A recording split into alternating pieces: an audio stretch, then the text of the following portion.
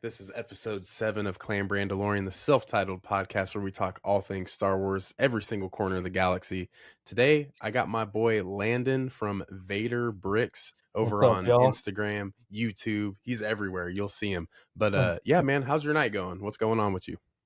I'm just chilling. I'm getting ready to go back to work tomorrow. Been off for a while, so I'm ready to talk some Star Wars though. Let's get Hell yeah, into it. getting back to the routine. Now we got some Star Wars to talk about. And it's not like we're just talking about any Star Wars. We're kind of talking about stuff that we have come up with as Star Wars fans. You're the guest. I'm gonna give the floor to you.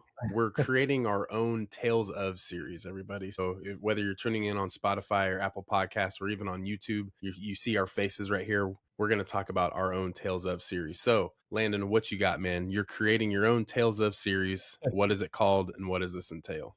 So I did Tales of the Sith. It's mostly focused on like the Old Republic Sith Empire era, which is something I feel like almost all Star Wars fans really want to see in some sort of film capacity. I'm a huge fan of the KOTOR games. I grew up playing those, and I just love all the characters, all the story development of those characters, and I really want to see it in film. So for the first arc, I would have it mostly focused around like the Mandalorian Wars with Ooh. Revan and Malik rising in the Jedi ranks and kind of following their fall to the dark side from the Vitiate or the Sith Emperor. And Damn. along those lines, like you could also go into like Malik's betrayal of Revan, where he tries to kill him after they turn to the dark side. And then Damn. obviously you have Revan's redemption, where he defeats Malik. So I think like that's just a really cool arc, especially from Revan's perspective, because he's kind of one of the only characters in Star Wars that's really like fully embodied both sides of the Force. Sure. And I don't know, I just think like seeing him go from Jedi to Sith to kind of like in between where he's using both sides, I think it's just a really cool character development in that regard. And he's also just one of my favorite characters in general. But Yeah, why not include him, right? yeah, and for the second arc, straying away from those characters, you could go into like the story arc of Darth Nihilus, Scion, and Traya, and Mm, like the Sith Triumvirate or whatever it's called. I think yeah. that's what it's called. Because those three specifically have a lot of really unique force abilities that we don't see other characters have or haven't Mm-hmm. seen other characters have, from like Scion having like his immortality. He's kind of like Yeah, an undead force user, almost like a zombie. And right. then you also have like Nihilus and his force drain, where he can just consume all life. And those three also have their own inner conflict where Nihilus and Scion actually team up and betray their master, Darth Traya, and kind of overthrow her. So I think those two storylines specifically you could really get juicy with in a way. Like there's a Yeah. lot of really good content there that I don't think they're taking advantage of. Mm-hmm.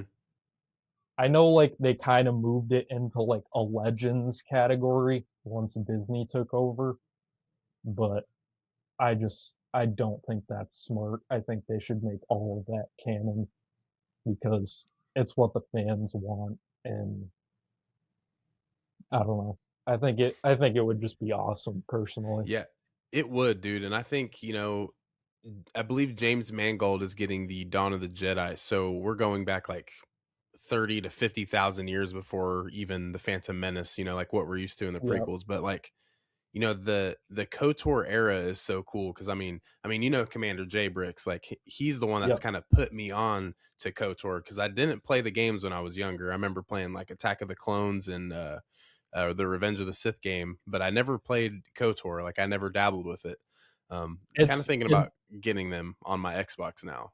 it doesn't really hold up now. Like the graphics are pretty outdated, but Yeah, yeah. the I've seen clips and the I'm like, oh, but storylines are still, there. yeah.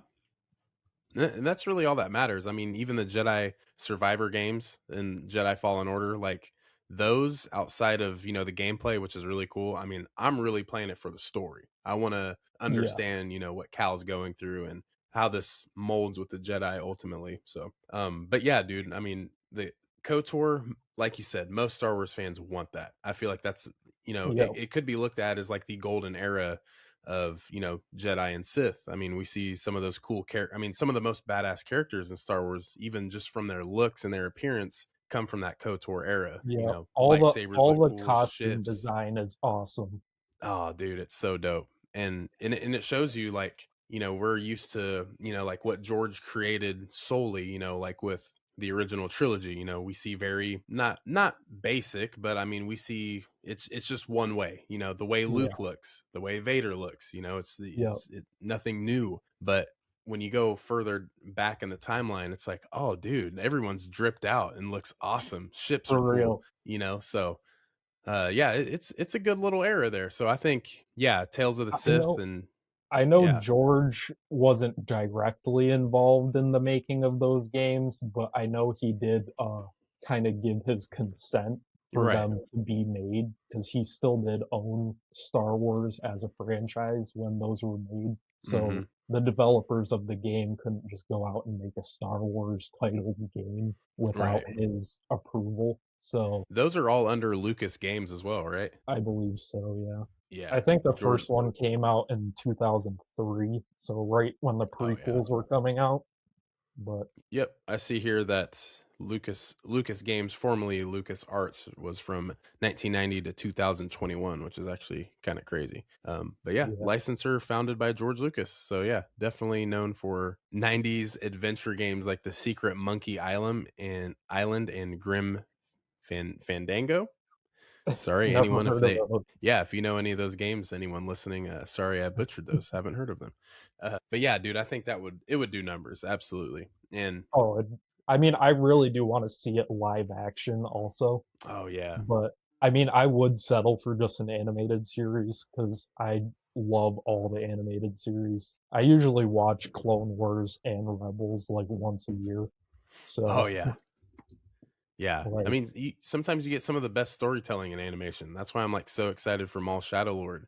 Is because oh, it's I'm animation. so excited for it. Oh, dude, yeah, it's gonna be good. Filoni and Sam Witwer, their heads in the same room. It's gonna be I really seen good. that they're also doing like motion capture of Sam Witwer's Hmm. face for the animation, so you can really Yeah, see like his facial expressions, yeah. which I think is going to look fantastic. Oh yeah. And yeah, could you imagine the technology that they have now? Cuz what, like Oh, 2018, 2019 was when the last of the Clone Wars was out, and yeah, they used some choreography for that. So and it translated well. Maul versus Ahsoka, dude, that's one of the, best fights in all of Star Wars, and you can for tell because sure. you get some of that OG choreography. Yeah, dude, Yeah. it's good shit. Um but I mean, what I brought to the table was something that I think not too many people would think about, but it's something that could work really well. And I know we had Tales of the Underworld, so we kind of dabble with some of the bounty hunters, but I got Tales of the Fets. Okay. So 3 episodes with Django, 3 episodes with Boba. Um, Kind of looking at maybe episode 1 or 2, you just go back in time to the Concord Dawn era, get Yeah. some young Django where Jaster Muriel takes him in. And I mean, dude, come on. That would be so cool to see. And then plus we get to see some of those correlations between like Din Djarin and Django Fett. Like they kind of have like a similar upbringing, which is pretty cool. Um, Also Yeah, we have don't really down, get to see a lot of Django's backstory in oh no. film, so it would be cool for Yeah. sure.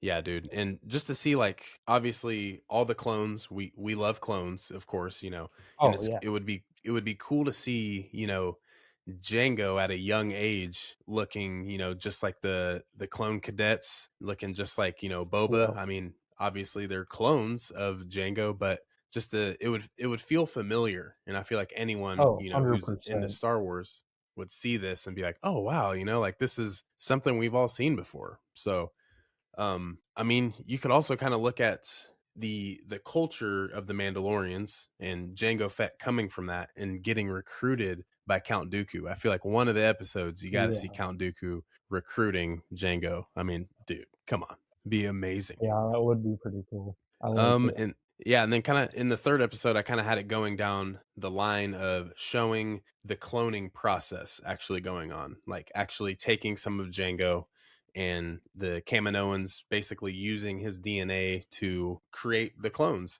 and getting a good Yeah, little segment talking about Django telling, Lama Su or Nala Se, like, hey, I want a direct clone of myself, even though like that's something he told Dooku, but he could tell one of the Kaminoans, like, hey, that was part of the deal is I want my own clone, to be like my own child's. that was a strange request. Like Yeah, of it was. all the things he could request for doing that, like I want a clone of myself. Right. I always found that a little, and like You're like, I always wondered like what? why that would be his one request. Because like And they it's had money or whatever. oh yeah. Like he comes from like a bounty hunter Mandalorian background, so like he could have just taken a payday and said, "Okay, you can He's clone me." But like, no, yeah, like, I don't know. no, no It would be cool to accelerations. see that whole backstory and how that like came to fruition. Yeah, that would be dope. And like, and just simply to the nature of Boba Fett and being like, here is the beginning of Boba. Like this is where he started. And he was just like, a little cell on a little dish or something, and Yeah, here he is. So yeah, with that, I think that would be kind of like a cool like midsection. Is it's like, oh, here's the start of Boba now. So now you get into the last three episodes, and you're looking at maybe the events after Geonosis. You see a yeah, young Boba Fett take the armor, maybe go with Aura Singh. Like this is where they kind of get their introduction to each other to go forward. And then obviously this can lead into like that one Clone Wars arc where Boba and some of the clone cadets were like training, but then he like snuck off and yeah. tried to blow up Mace's like living quarters on the ship. His little like Um, revenge arc. Yeah, yeah. Yeah, dude. So yeah, some young Boba and seeing him kind of go through the bounty hunter loops, working with Cad Bane, working with Bosk, Aura Singh, Forlom, like a lot of those different bounty hunters, and just seeing Boba grow up. We never got to see Boba grow up, so I think this would be, no, these 15-minute episodes would do a lot of justice for Boba. yeah. We only really get his childhood, and then when he's older, and then when he's really old. Hmm. There's a whole missing spot there. I Yeah, or think like even it show us would be like cool to see. yeah, yeah. Even show us like his biggest like bounty, like the one of his biggest Yeah, paydays. Like let's see that, something that made him one of the most feared bounty hunters during this timeline. Like why Darth Vader would reach out to Boba yeah. Fett to, get things done. So that'd He be was pretty like cool. the guy too. Like he had the whole crew of bounty hunters there, and he was like the one that was like front and center. Yep, So he was the one that stood out, man. But kind of depending on what happens with Boba Fett going forward in like the Mandoverse, like maybe he sacrifices himself, maybe he, goes back to his badass ways, maybe life throws him something differently this time. yeah, So me personally, I don't think it should end with Boba after the events of the Book of Boba Fett. I still think they should stay just right before maybe even seeing just maybe some time in the original trilogy, like maybe just a little bit yeah, before the Empire Strikes Back, seeing what he's doing with Jabba, before everything comes to light with getting Han Solo. So or maybe just simply the seeing Boba and Jesus, Boba and Vader talking about how they need to get Han Solo. And I think there's yeah, like an AI video I saw on TikTok. There's millions out there, but it was a cool little dialogue actually where it was just like Boba asking Vader, he's like, I found a Skywalker. And then Vader was just kind of like, whoa, whoa, whoa, like, you that's found a me. who? Yeah. And he's just like, that's all I got on the kid was that he went by Skywalker. And then it was just like Vader had this like flashback into like so much detail. And we would know exactly what that meant. But yeah, dude, I think It Tales of the kind of Fets would hit. it kind of would remind me of like the scene in Rebels when Ahsoka cuts his mask open and Mm, like hears Anakin's voice. Like I feel like Vader would kind of have that reaction to him mentioning a Skywalker name, especially Yeah. like because he's gonna think back to Padme and how he killed Padme. So like he's gonna like in the back of his mind, he's gonna be like, "That's probably my kid," you know. Yeah. So it would definitely cause some inner turmoil for Vader as Yeah. a character, I think. And Oh yeah, dude. you see some of that in Empire Strikes Back when he's fighting Luke, Yeah. even though he's clearly taking it easy because he doesn't want to kill his kid. He wants to try and find common ground, even though he's Mm-hmm. trying to do it the wrong way and bring him to Yep. the dark side instead of him turning. Right. So Yeah, and then at that point you got to think of as Vader, like, yo, like I know exactly what my master's going to do. I know what Palpatine's going to try to do. If I, yeah, bring in my son who is very like the offspring of Anakin Skywalker, and sometimes, you see a lot of flashes in Luke where you're like, dude, he could have had it better off than Anakin, Anakin is the chosen one, but Luke, I mean, he like what kind of apprentice would he be to Palpatine? I think Luke would have been a yeah. pretty dope Sith. Speaking of Sith earlier, I think if Luke went down that path, could have could have been a pretty cool Sith, man. He almost did. Remember the Last Jedi? He had some dark tendencies. Yeah, dude. I don't know. I just yeah, it's so cool, man. I mean, Sith, Fets, I think the people would like it. I Oh, really think they would. 100%. If so back like in the KOTOR era, is there any Jedi that stick out to you that could maybe like slide into some of the stories like that would be in like Tales of the Oh Sith yeah, during the KOTOR era? you have Satele and Bastila Shan, which is Revan's love interest and their daughter. Mm, So he actually does have a kid, and actually his daughter has a fall to the dark side also at one point. I think it's later damn. on in the story, but yeah, she goes from Jedi to Sith also. So there's a lot you could do with that. You could have like an Anakin and Padme dynamic of him and his love interest when he's a Jedi, and then his fall and like they're falling out, but then the kid shows up, and like have it'd be kind of similar to Anakin's arc, obviously, but it's in the story, so it's there. But um, Satele Shan actually uses one of the coolest moves I've ever seen a Jedi use in one of the Old Republic cinematic trailers. She actually is about to get stabbed by a Sith in the heart, and she loses her lightsaber, and she catches his lightsaber before it goes through her body, like with the force, and is like holding the end of the lightsaber blade with her hand, which Uh, I think is sick. But damn. That's sick, dude. Yeah, I want to get me and Commander J talk KOTOR every once in a while, and I'm always just like, dude, I need to dabble into this era because it's just like there's always some cool shit that yeah, it's a different time era, of course, so you're gonna see different things, but um did they made a it's not really a remake, but there's a game that came out in like 2012, which I also played. I think it's only on PC, but I think it's called Knights of the Old Republic or something. mm, It's the title's slightly different, but the graphics are way more modernized, and it's like a full like RPG style Star Wars game, but damn. and I played that a lot too. And that game specifically, if you go on YouTube and search up the cinematic trailers for that game, which I just referenced, there's like 4 or 5 like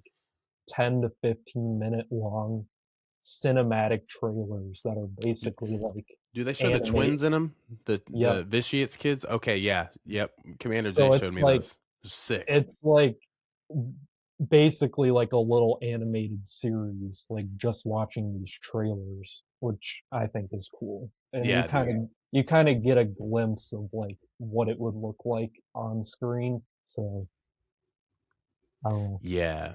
See, I me, think I'm like, dude, Palpatine's a bad man pajama, you know what I'm saying? But there's this, Lord Vitiate guy who he just doesn't go away, So I'm just like, he's the wow, longest ruler of the Sith in it's Star insane. Wars history. It's like that over like 13,000 years or something, 1,300 years he was the leader of the Sith Empire. It's like, bro, what in the world? So what made him so immortal? Was it the dark side? Was he able to unlock something within, I don't Sith know magic? I don't know specifically. He did do something to make his physical body immortal, but I don't know like specifically what he did. I know I could probably deep dive into that, but I focused more on like the Revan and Malik dynamic over his. You don't really see him a whole lot in the games. Like you have a few interactions with him, but he's Hmm. not like a main character. So a lot of the information on him I feel like would be mostly like comic based or maybe from a novel or something. Oh, okay. So, Yeah, but so I got pulled up here. It says Darth Vitiate, originally Tenebrae, achieved immortality by consuming the life force of thousands of Sith lords and the entire population of his home planet, Nathema, in a massive dark side ritual. So it says that this catastrophe allowed him to transcend natural death, sustaining his consciousness over a millennia by transferring his spirit into new bodies known as the Voice of the Emperor and later Valkorian. So that's disgusting. This dude is like so you know, he pe- was pretty much the first to do the force drain thing that yeah, we know from Nihilus yeah, mostly. for real. He's like, hey, Darth Nihilus, you want to know something? He's like, let me show you something.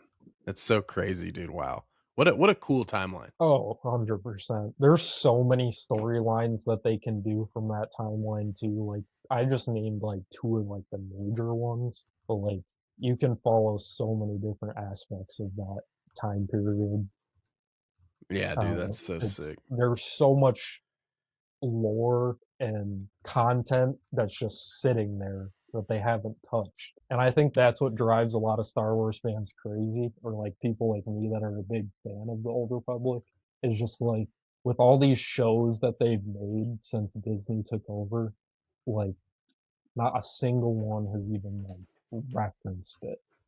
Yeah, Like I feel like they're almost like avoiding it because like they know if they mess it up, it's gonna be bad. So like I don't know. And a lot of people say that they don't want Disney to do anything with it because they don't want Disney to mess it up. But you who would know, do it right? Who would do it right? yeah, I think if anybody, I would trust Filoni specifically, just because from my perspective, it's like he's the guy at Lucasfilm that um worked close with George. Like I don't feel like a lot of other people that are high up at Lucasfilm actually like worked alongside him. Yeah, So especially like in the new takeover. I I mean, it is rough. I mean, some dude, it's actually crazy how many people were trashing Filoni like when Ahsoka came out. Like, it's I just like, I like Ahsoka. yeah, I I feel had like no problem with it at all. I feel like every project that Filoni's been involved with, I have liked. I'd say like there are certain shows that they've released that I'm not the biggest fan of, but I still watch all Star Wars content. Yeah, Like I've been a Star Wars fan my entire life, so if they release something, I'm gonna watch it yeah, yeah, and make my own opinion based on it. But I'm not the type of guy that's gonna be like on the internet like hating about every little thing. Like yeah. That sounds boring. I don't understand how people have the time to do that. It's Yeah, like it's a boring task. Yeah.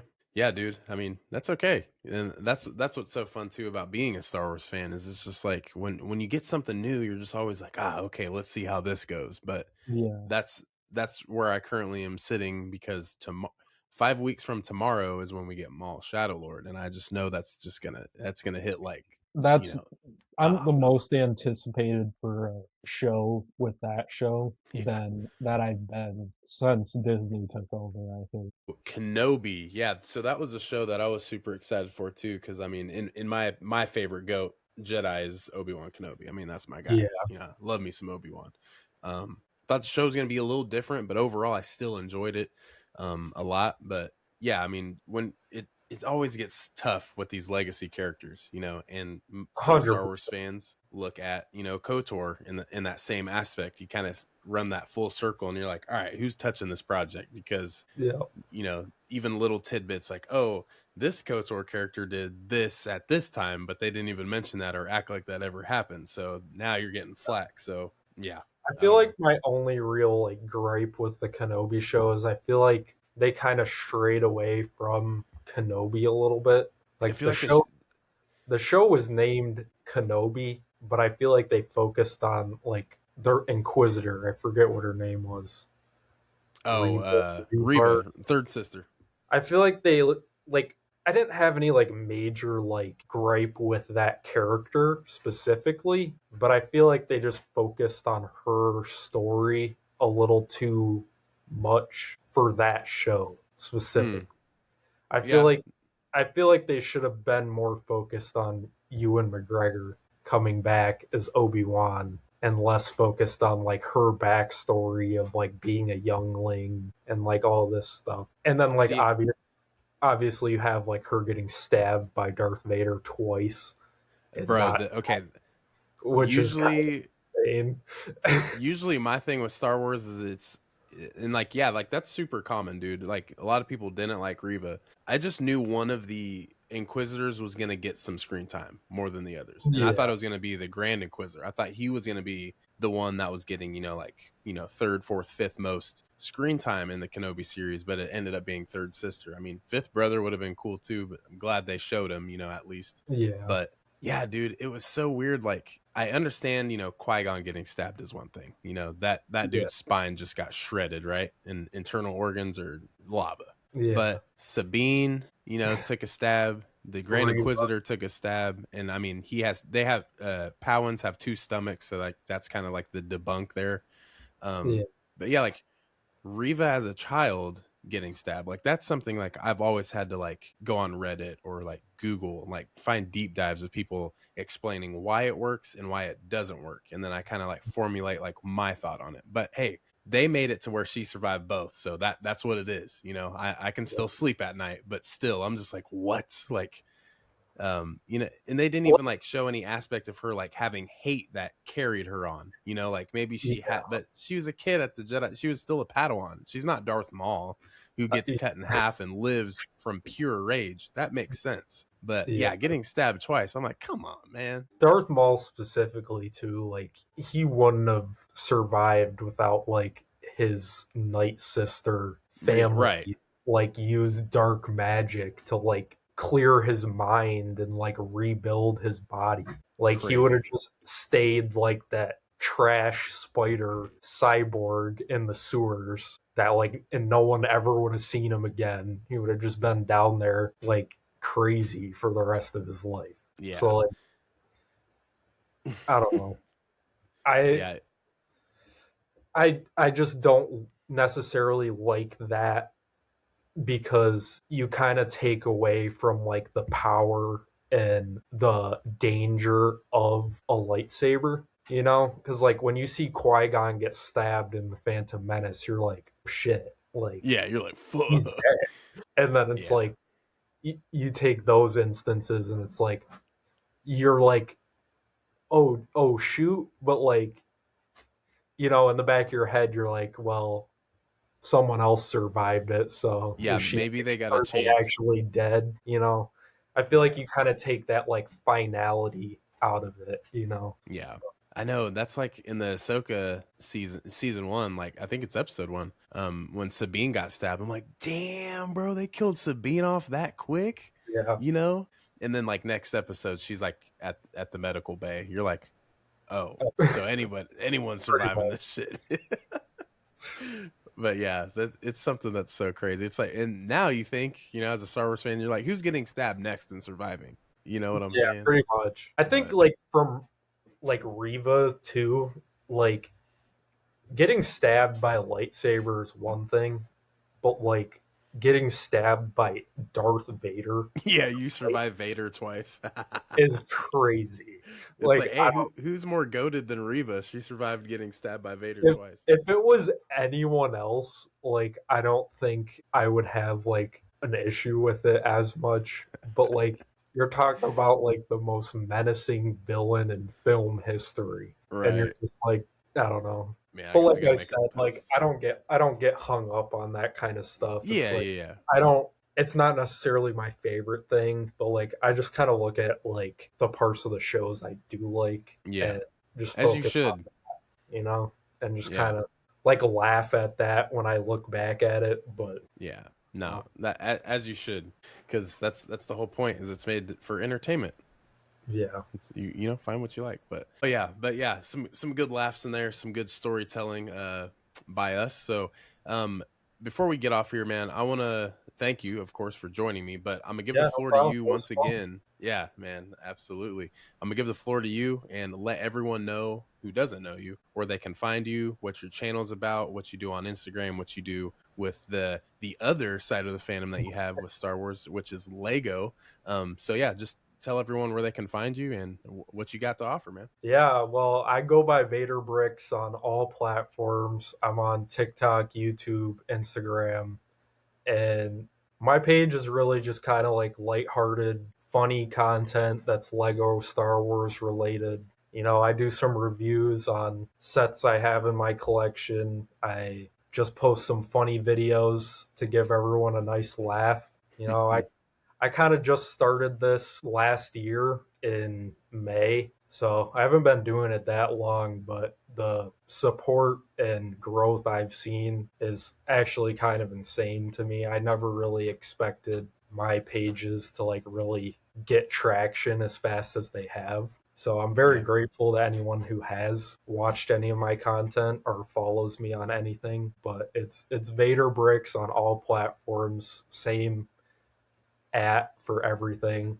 And huge shout out to Brandon here because I've watched his content since I started this. You know, I started my channel after I actually had a pretty bad injury and I needed multiple knee surgeries Mm. last year. So I had a lot of free time on my hands. I've always been a huge Lego collector. I build mocks, and I kind of like always in the back of my head wanted to start making content, and that kind of gave me the free time to actually like strive for that goal. So, Yeah. you know, I just try to make everyone have a good time when they see my posts. You know, I don't try to take it too seriously, you know, Yeah. because the whole point of it's to have fun. So that's all I really try to do on my page. So if you like Lego Star Wars, you know, check me out. You'll have a good time. Absolutely. And yeah, now guys, you have no excuse to, you know, just scroll down a little bit on the page and hit the follow button. Everything of Vader Bricks will be linked down below, so be sure to go check that out. And of course, if you're new here, go ahead and hit the subscribe button. We just surpassed 900 subscribers, so we're on the road to 1K subscribers, and we'll be doing, you know, a little cheeky giveaways. That's all I'll say about that. Just stay tuned for that. And yeah, thank you guys for all your support. And of course, Vader Bricks, thank you for joining me today. No Hopefully worries. we get the fans speculating and thinking about what could Yeah, be the next for Tales sure. of series. We'll So have to do it again. It was yeah, of fun. course, man. Yeah, we'll get you on one of the live streams on Sunday, and we'll get the crowd going. So, but Sweet. yeah, we'll see y'all next time. And then once again, may the force be with you guys. Peace.